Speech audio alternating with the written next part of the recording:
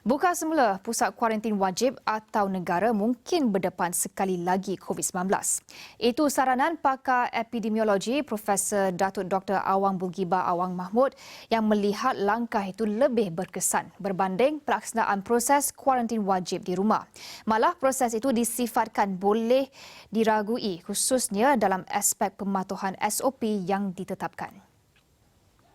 Langkah itu penting bagi memastikan penularan jangkitan COVID-19 boleh dikawal selain mampu memutuskan rantaian wabak berkenaan.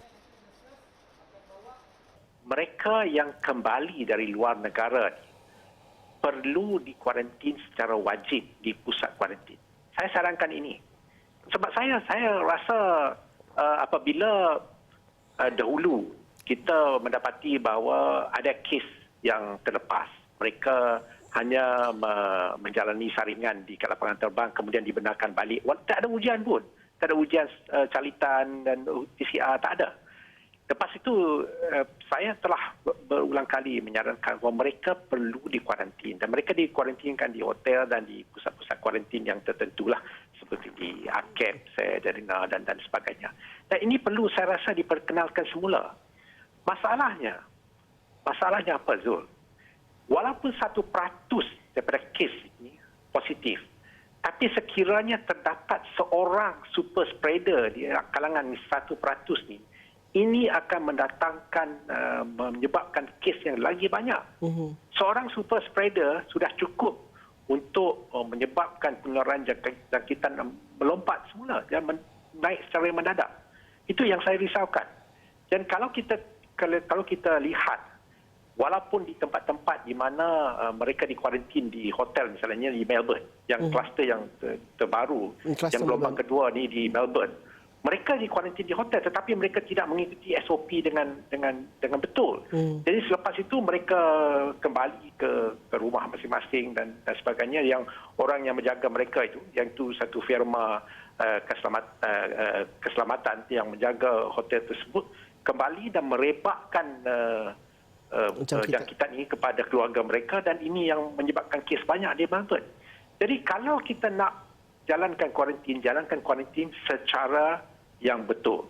Dan saya rasa pusat kuarantin perlu diperkenalkan semula untuk mereka yang kembali daripada luar negara. Beliau yang juga Presiden Konsortium Akademik Kesihatan Awam Asia Pasifik Kuala Lumpur berkata, kos untuk mencari, mengesan dan merawat jauh lebih tinggi berbanding membuka semula pusat kuarantin wajib seperti yang dilaksanakan sebelum ini. Ini kerana negara hanya memerlukan satu super spreader untuk menyebar luas jangkitan virus berkenaan. Sementara itu, beliau berkata kerajaan disarankan untuk mengambil pendekatan pemakaian pelitup muka secara mandatori. Bukan sahaja Melbourne di Australia yang telah mewajibkan pemakaian pelitup muka dan hidung. Malah ada beberapa negara lain juga, termasuk yang antara yang terbaru adalah negara Perancis, di mana pemakaian pelitup muka dan hidung ini adalah diwajibkan apabila keluar daripada rumah. Jadi saya rasa walaupun pada awalnya semasa PKP ini diperkenalkan, ramai memakai pelitup muka dan hidung, tapi sekarang saya rasa ada dah nampak tanda-tanda bahawa orang-orang telah leka dan tidak memakai. Jadi saya sarankan sebenarnya kita mewajibkan, disebabkan wabak ini belum lagi habis dan kita belum lagi sebenarnya memutuskan rantaian jangkitan. Masih ada lagi jangkitan dan penularan di kalangan masyarakat kita. Itu yang saya khawatiri. Ada langkah-langkah lain yang boleh saya sarankan. Tapi yang pertama ni saya rasa tak perlu lagi nasihat. Saya rasa perlu diwajibkan pemakaian pelitup muka dan hidung.